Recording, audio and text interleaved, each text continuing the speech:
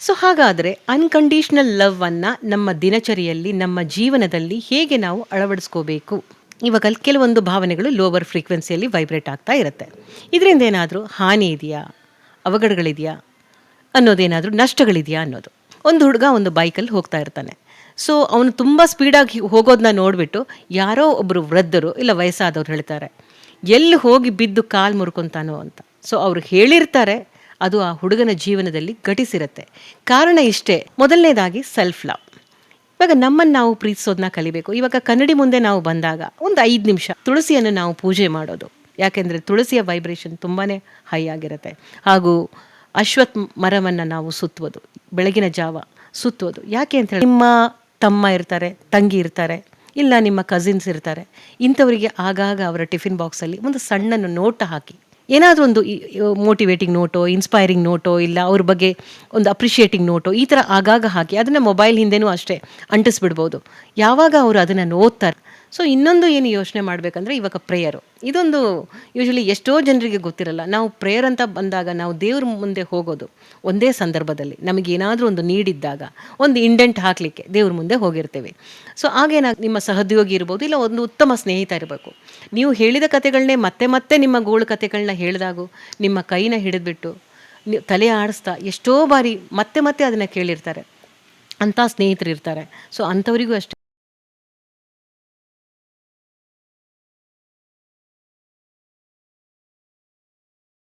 ಮಲ್ಲಿಗೆಯ ಮನಸ್ಸಿನ ಪ್ರೀತಿಯ ವೀಕ್ಷಕರೇ, ಇವತ್ತೊಂದು ಕುತೂಹಲಕರವಾದ, ನೀವು ಕೇಳರಿಯದ ಒಂದು ವಿಷಯದೊಂದಿಗೆ ನಾನು ನಿಮ್ಮ ಮುಂದೆ ಇದ್ದೀನಿ. ಅದೇ ಪ್ರೀತಿ ಎಂಬ ಒಂದು ಸುಂದರ ಫ್ಲೇವರ್ ಹಾಗೂ ಗ್ರ್ಯಾಟಿಟ್ಯೂಡ್, ಧನ್ಯತಾಭಾವ ಅನ್ನೋ ಒಂದು ಸ್ಪೆಷಲ್ ಸೂಪರ್ ಇಂಗ್ರೀಡಿಯೆಂಟ್. ಈ ಒಂದು ಟಾಪಿಕ್ನೊಂದಿಗೆ ನಾನು ಇವತ್ತು ನಿಮ್ಮ ಮುಂದೆ ಇದ್ದೀನಿ. ಈ ಬ್ರಹ್ಮಾಂಡ, ಈ ಯೂನಿವರ್ಸ್ ಒಂದು ಫ್ರೀಕ್ವೆನ್ಸಿಯಲ್ಲಿ ವೈಬ್ರೇಟ್ ಆಗ್ತಾನೇ ಇರುತ್ತೆ. ಅದರಲ್ಲೆಲ್ಲ ಎಲ್ಲ ವಸ್ತುಗಳು ಒಂದು ವೈಬ್ರೇಷನ್ ಇರುತ್ತೆ.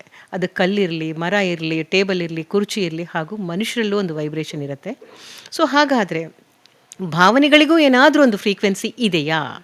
ಹೌದು, ಭಾವನೆಗಳಿಗೂ ಒಂದು ಫ್ರೀಕ್ವೆನ್ಸಿಯಲ್ಲಿ ವೈಬ್ರೇಟ್ ಆಗ್ತಾನೆ ಇರುತ್ತೆ. ಯಾಕಂದರೆ ಭಾವನೆಗಳಂದರೆ ಎನರ್ಜಿ ಇನ್ ಮೋಷನ್.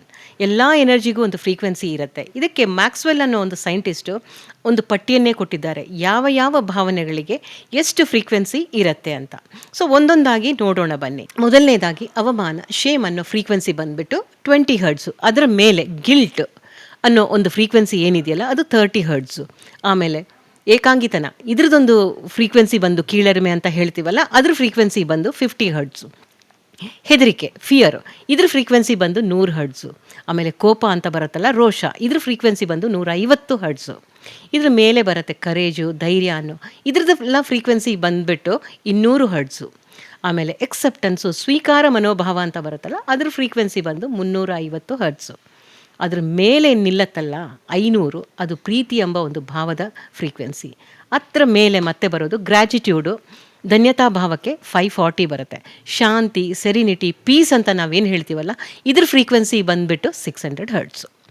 ಸೊ ಹಾಗಾದರೆ ಇವಾಗ ಕೆಲವೊಂದು ಭಾವನೆಗಳು ಲೋವರ್ ಫ್ರೀಕ್ವೆನ್ಸಿಯಲ್ಲಿ ವೈಬ್ರೇಟ್ ಆಗ್ತಾ ಇರುತ್ತೆ. ಇದರಿಂದ ಏನಾದರೂ ಹಾನಿ ಇದೆಯಾ? ಅವಘಡಗಳಿದೆಯಾ? ಅನ್ನೋದೇನಾದರೂ ನಷ್ಟಗಳಿದೆಯಾ ಅನ್ನೋದು. ಹೌದು, ಯಾವಾಗ ನಮ್ಮ ವೈಬ್ರೇಷನ್ಸು ಲೋವರ್ ಲೆವೆಲಲ್ಲಿ ಹೋಗತ್ತಲ್ಲ, ಆಗ ಹಾನಿಗಳು ಖಂಡಿತವಾಗೂ ಇದೆ. ಇವಾಗ ನಾವು BP ಅಂತ ಹೇಳ್ತೀವಿ. BP ಯಾವಾಗಲೂ ಒಂದು ಸೇಫ್ ಝೋನ್ ಅಂತ ಹೇಳಿದ್ರೆ 120/80 ಅಂತ ಹೇಳ್ತೀವಿ, ಅದು ಸೇಫ್ ಝೋನು. ಅದರ ಆಚೆ ಈಚೆ ಆದಲ್ಲಿ ಯಾವಾಗಲೂ ಅದು ಡೇಂಜರ್ ಝೋನು. ಅದೇ ರೀತಿ ಫ್ರೀಕ್ವೆನ್ಸಿ ಯಾವಾಗ 200ಗಿಂತ ಕೆಳಗೆ ಬರುತ್ತಲ್ಲ ನಮ್ಮ ಇಮೋಷ್ನಲ್ ಫ್ರೀಕ್ವೆನ್ಸಿ, ಅದು ಯಾವತ್ತೂ ಡೇಂಜರ್ ಝೋನೇ ನಮ್ಮ ಜೀವನದಲ್ಲಿ. ಹೇಗೆ ಅಂತ ಕೆಲವೊಂದು ಉದಾಹರಣೆಗಳೊಂದಿಗೆ, ಎಕ್ಸಾಂಪಲ್ಗಳನ್ನು ನೋಡೋಣ. ಮೊದಲನೇದಾಗಿ ಏನಾಗತ್ತೆ, ಇವಾಗ ನಾವು ಲಾ ಆಫ್ ಅಟ್ರಾಕ್ಷನ್ ಅಂತ ಕೇಳಿದ್ವಿ. ನಮ್ಮ ಫ್ರೀಕ್ವೆನ್ಸಿ ಯಾವಾಗ ತುಂಬ ಕಡಿಮೆ ಇರುತ್ತೆ, ಮೇ ಬಿ ಕೋಪದ ಫ್ರೀಕ್ವೆನ್ಸಿ, ಇಲ್ಲ ರೋಷದ ಫ್ರೀಕ್ವೆನ್ಸಿ, ಇಲ್ಲ ಹೆದರಿಕೆಯ ಫ್ರೀಕ್ವೆನ್ಸಿ, ಅಂದರೆ 100 and 150 ಫ್ರೀಕ್ವೆನ್ಸಿಯಲ್ಲಿ ನಾವು ವೈಬ್ರೇಟ್ ಆಗ್ತಾ ಇದ್ದಲ್ಲಿ ಲಾ ಆಫ್ ಅಟ್ರಾಕ್ಷನ್ ಏನಾಗುತ್ತೆ ಅಂತ ಹೇಳಿದ್ರೆ, ನಾವು ಅದೇ ಥರದ ಫ್ರೀಕ್ವೆನ್ಸಿಗಳನ್ನು ನಮ್ಮ ಪರಿಸರದಿಂದ ಹಾಗೂ ಯೂನಿವರ್ಸಿಂದ ಪಿಕ್ ಮಾಡ್ತೀವಿ. ನಮ್ಮ ಜೀವನದಲ್ಲಿ ಘಟಿಸುವ ಘಟನೆಗಳೆಲ್ಲರೂ ಹೇಗಿರುತ್ತೆ ಅಂದರೆ, ಜಗಳಗಿರುತ್ತೆ, ಇಲ್ಲ ಮಾತುಕತೆ ಆಗುತ್ತೆ, ಮನಸ್ತಾಪ ಆಗುತ್ತೆ, ಇಲ್ಲ ಏನಾದರೂ ಬೇಜಾರಾಗೋ ಸನ್ನಿವೇಶಗಳು ನಮ್ಮ ಜೀವನದಲ್ಲಿ ಮೇಲಿಂದ ಮೇಲೆ ಆಗ್ತಾ ಇರುತ್ತೆ. ನಮಗೆ ಆಶ್ಚರ್ಯ ಆಗತ್ತೆ, ಯಾಕಪ್ಪ ನನ್ನ ಜೀವನದಲ್ಲಿ ಈ ಥರದ ಘಟನೆಗಳು ಮೇಲಿಂದ ಮೇಲೆ ನಡೀತಾನೆ ಇದೆ. ಅದಕ್ಕೆ ಮೇಯ್ನ್ ಕಾರಣ ನಾವು ಎಕ್ಸಿಬಿಟ್ ಮಾಡೋ ಫ್ರೀಕ್ವೆನ್ಸಿ ಅಂತ ನಮ್ಗೆ ಅರ್ಥನೇ ಆಗಿರಲ್ಲ. ಇದು ಮೊದಲನೇದಾಗಿ. ಎರಡನೇ ಪಾಯಿಂಟ್ ಅಂತ ನೋಡಿಕೊಂಡ್ರೆ, ಯಾವಾಗ ಫ್ರೀಕ್ವೆನ್ಸಿ ತುಂಬಾ ಲೋ ಆಗತ್ತಲ್ಲ, ಆಗ ನಮ್ಮ ಅಭಾಮಂಡಲ ಏನಂತ ಹೇಳಿದ್ರೆ ನಮ್ಮ ಮ್ಯಾಗ್ನೆಟಿಕ್ ಫೀಲ್ಡ್ ಏನಿರುತ್ತಲ್ಲ ಅದು ತುಂಬ ವೀಕ್ ಆಗಿ ಹೋಗಿರುತ್ತೆ. ಸೊ ಈ ವೀಕ್ ಆಗಿರೋದ್ರಿಂದ ಏನಾಗುತ್ತೆ ಅಂತ ಒಂದು ಉದಾಹರಣೆ ನೋಡೋಣ. ಒಂದು ಹುಡುಗ ಒಂದು ಬೈಕಲ್ಲಿ ಹೋಗ್ತಾ ಇರ್ತಾನೆ.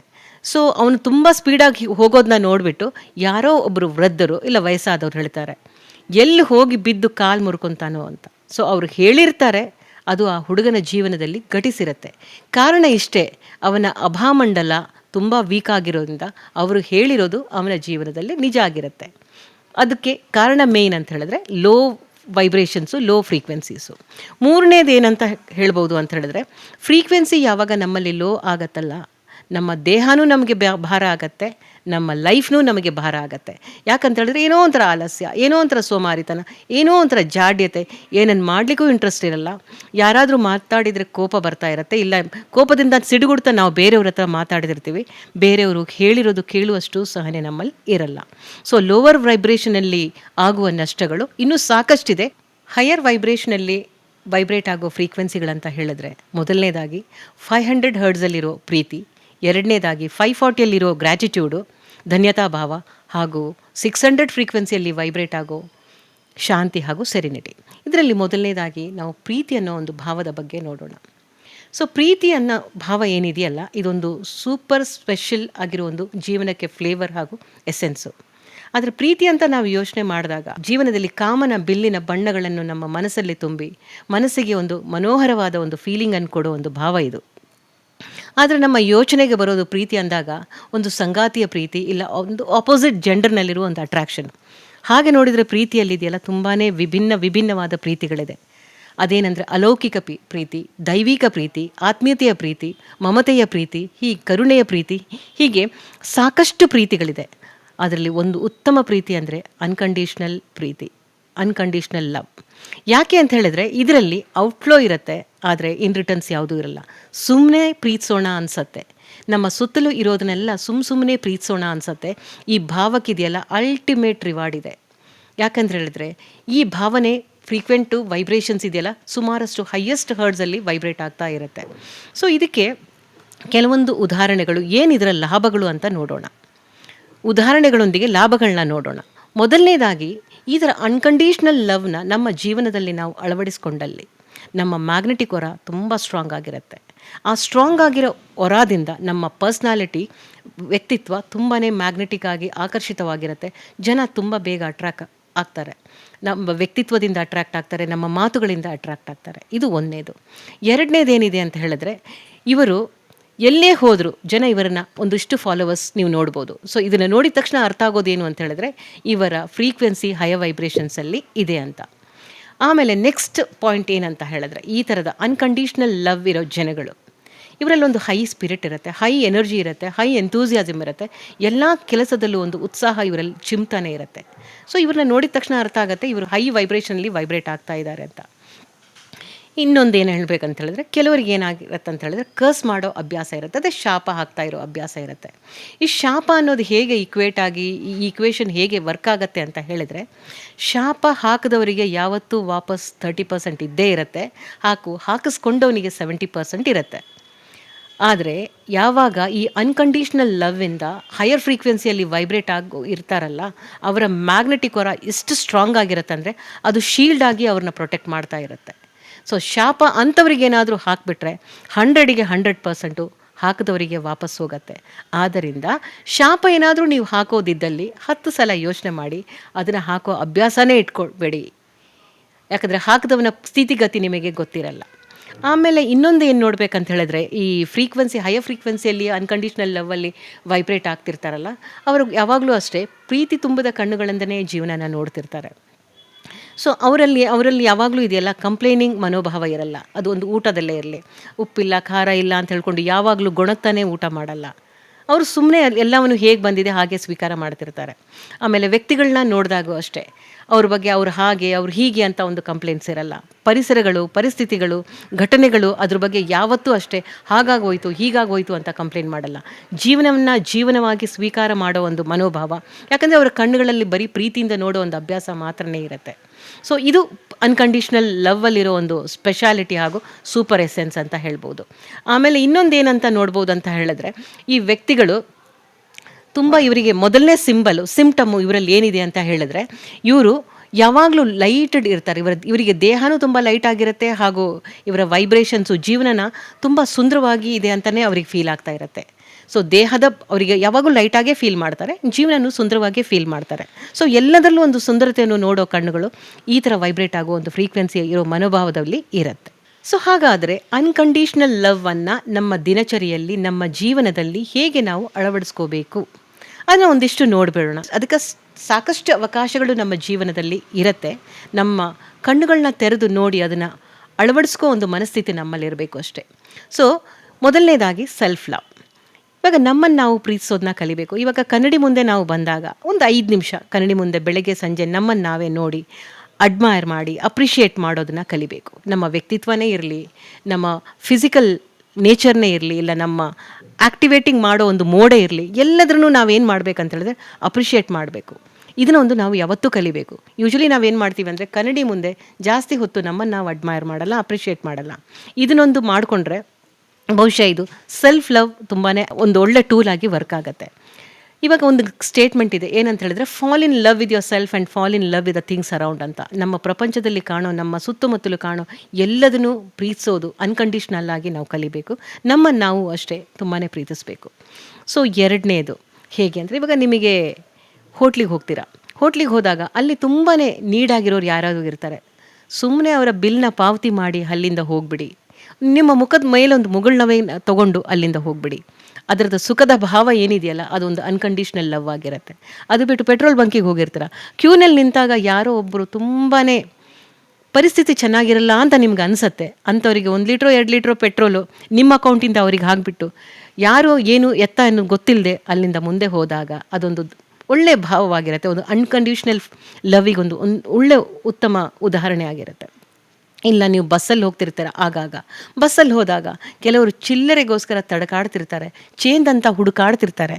ಅಂಥವರ ಬಿಲ್ನ ಪಾವತಿ ಮಾಡಿ ಅದರಲ್ಲಿ ಆ ಪ್ರೀತಿಯಲ್ಲಿ, ರಿಟರ್ನ್ ಬರದೇ ಇರೋ ಪ್ರೀತಿಯಲ್ಲಿ ಏನೋ ಒಂದು ಸುಖ ಇರುತ್ತೆ. ಆಮೇಲೆ ನಿಮ್ಮ ತಮ್ಮ ಇರ್ತಾರೆ, ತಂಗಿ ಇರ್ತಾರೆ, ಇಲ್ಲ ನಿಮ್ಮ ಕಸಿನ್ಸ್ ಇರ್ತಾರೆ. ಇಂಥವರಿಗೆ ಆಗಾಗ ಅವರ ಟಿಫಿನ್ ಬಾಕ್ಸಲ್ಲಿ ಒಂದು ಸಣ್ಣ ನೋಟ ಹಾಕಿ, ಏನಾದರೂ ಒಂದು ಮೋಟಿವೇಟಿಂಗ್ ನೋಟೋ, ಇನ್ಸ್ಪೈರಿಂಗ್ ನೋಟೋ, ಇಲ್ಲ ಅವ್ರ ಬಗ್ಗೆ ಒಂದು ಅಪ್ರಿಷಿಯೇಟಿಂಗ್ ನೋಟೋ ಈ ಥರ ಆಗಾಗ ಹಾಕಿ ಅದನ್ನು ಮೊಬೈಲ್ ಹಿಂದೆನೂ ಅಷ್ಟೇ ಅಂಟಿಸ್ಬಿಡ್ಬೋದು. ಯಾವಾಗ ಅವರು ಅದನ್ನು ಓದ್ತಾರೆ, ಏನೋ ಅವರ ಮನಸ್ಸು ತುಂಬಿ ಬರುವ ಒಂದು ಭಾವವಿರುತ್ತೆ. ಅದನ್ನು ನೀವು ಯೋಚನೆ ಮಾಡಿದಾಗ ನಿಮಗೆ ಆ ಅನ್ಕಂಡೀಷ್ನಲ್ ಲವ್, ಆ ನಿರೀಕ್ಷೆ ಇಲ್ಲದೆ ಒಂದು ಪ್ರೀತಿಯ ಅನುಭವ ಆಗುತ್ತೆ. ಆಮೇಲೆ ಬೆಳಗ್ಗೆ ಎದ್ದು ಸೂರ್ಯನ ನೋಡ್ತೀರ, ಸೂರ್ಯನ ನೋಡಿದಾಗಿದೆಯಲ್ಲ, ಸೂರ್ಯನ ಕಿರಣಗಳನ್ನ, ಅದರ ಸೌಂದರ್ಯನ, ಆ ಬೆಳಕಿನ ರಂಗನ್ನು ಅಭಿನಂದಿಸಿ ಹಾಗೂ ಅದನ್ನು ಆಸ್ವಾದಿಸಿ ಸೂರ್ಯನಿಗೊಂದು ಒಳ್ಳೆ ಗುಡ್ ಮಾರ್ನಿಂಗ್ ಹೇಳಿ. ಕೆಲವೊಂದು ಸಲ ಮರಗಿಡಗಳನ್ನ ನೋಡ್ತಿರ್ತೀರ, ಮರಗಿಡಗಳನ್ನ ನೋಡಿದಾಗ ಒಂದಿಷ್ಟು ನಿಮ್ಮ ಎನರ್ಜಿನ ಮರಗಿಡಗಳಿಗೆ ಕೊಟ್ಟು ಮರಗಿಡಗಳ ಎನರ್ಜಿನ ನೀವು ವಾಪಸ್ ತೊಗೋಬೋದು. ವಿಸ್ಮಯ ಏನು ಅಂತ ಹೇಳಿದ್ರೆ, ಮರಗಿಡಗಳಿಗೂ ಹೈ ಎನರ್ಜಿಯಲ್ಲಿ ವೈಬ್ರೇಟ್ ಆಗ್ತಾ ಇರುತ್ತೆ. ನಮ್ಮಂಥ ಕಲ್ಮಶವಾದ ಮನಸ್ಸು, ನಮ್ಮಂಥ ಯೋಚನಾಯುಕ್ತ ಮನಸ್ಸು ಮರಗಿಡಗಳಿಗಿರಲ್ಲ. ಸೊ ಅವರ ವೈಬ್ರೇಷನ್ನು ತುಂಬ ಹೈ ಇರುತ್ತೆ, ಅವರ ಫ್ರೀಕ್ವೆನ್ಸಿನೇ ತುಂಬ ಹೈ ಆಗಿರುತ್ತೆ. ಅದಕ್ಕೆ ಉದಾಹರಣೆನೇ ತುಳಸಿಯನ್ನು ನಾವು ಪೂಜೆ ಮಾಡೋದು.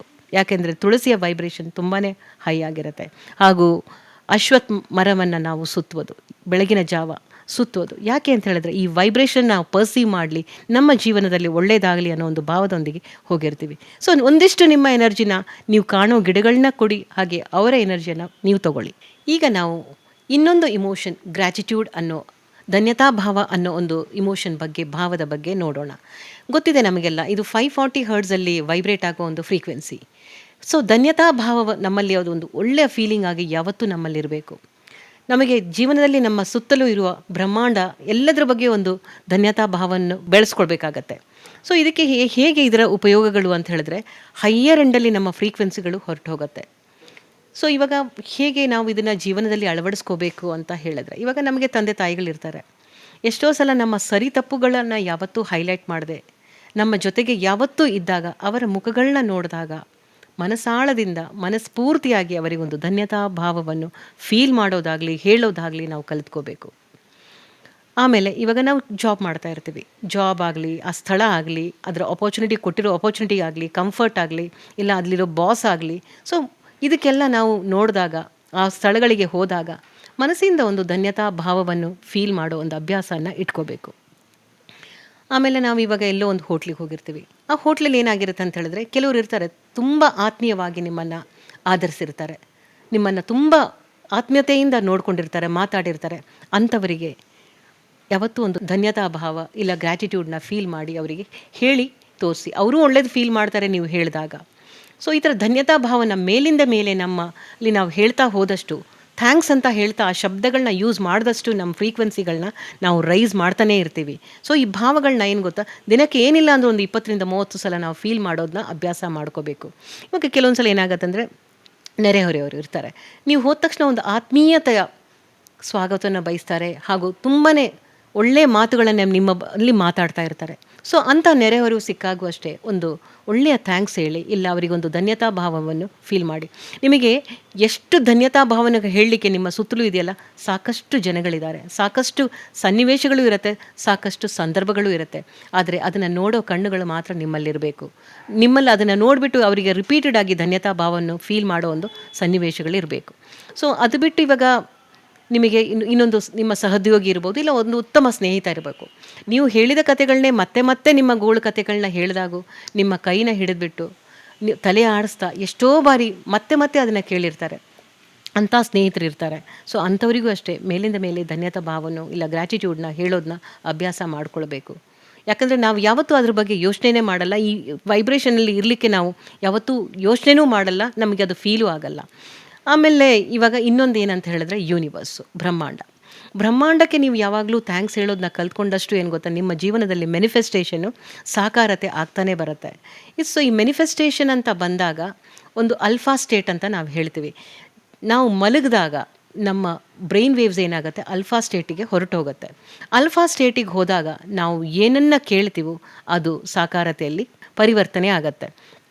ಮೊದಲನೇದಾಗಿ ಏನು ಮಾಡಬೇಕು ಅಂತ ಹೇಳಿದ್ರೆ, ನಾವು ಮಲಗಿದಾಗ ನಿದ್ದೆಗೆ ಜಾರೋಕ್ಕಿಂತ ಮುಂಚೆ ಒಂದು 10 ನಿಮಿಷ ಆವತ್ತಿನ ಬೆಳಗ್ಗೆ ನಾವು ಯಾರ್ಯಾರನ್ನ ಮೀಟ್ ಮಾಡಿದ್ದೀವಿ, ಯಾರ್ಯಾರನ್ನ ಸಂಧಿಸಿದ್ದೀವಿ, ಯಾರ್ಯಾರು ನಮಗೆ ಸಪೋರ್ಟ್ ಮಾಡಿದ್ದಾರೆ, ಯಾರ್ಯಾರಿಂದ ನಮಗೆ ಏನೆಲ್ಲ ಉಪಯೋಗಗಳಾಗಿದೆ, ಯಾರ್ಯಾರು ನಮ್ಮ ಬ್ಯಾಕ್ ಸ್ಟ್ರೆಂತ್ ಆಗಿದ್ದಾರೆ, ಎಲ್ಲರ ಬಗ್ಗೆನೂ ಒಂದು ಯೋಚನೆ ಮಾಡಿ ಒಬ್ಬೊಬ್ಬರಾಗಿ ಅವರ ಮುಖಗಳನ್ನ ನಮ್ಮ ಕಣ್ಮುಂದೆ ತಂದು ಮನಸಾಳದಿಂದ ಮನಪೂರ್ತಿಯಾಗಿ ಅವರಿಗೊಂದು ಥ್ಯಾಂಕ್ಸ್ ಹೇಳೋದನ್ನ ಅಭ್ಯಾಸ ಮಾಡ್ಕೋಬೇಕು.